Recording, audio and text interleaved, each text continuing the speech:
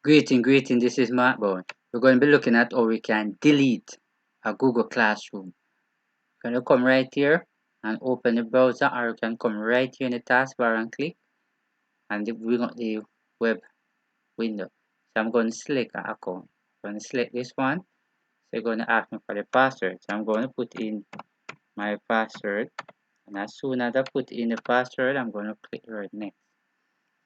Click right next, actually processing, and it's going to take me directly in to the email so that I can actually select the class. Right, just I can see so far Google Workforce space rather. I'm going to come all the way to my right where it says 9 little dot here.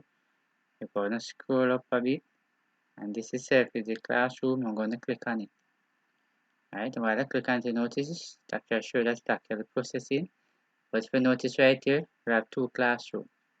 Right, but the one that I want to delete is this one. So in order for me to delete it, I'm going to come right here to the top to the right, with the three little dot. I'm going to click on it. When I click on it, you see move, it's a copy link, it's a edit, it's a copy also again. So I'm going to click on the archive. And right here, I'm going to click on archive again. Notice you only see one class. So now it's don't delete, it's still there.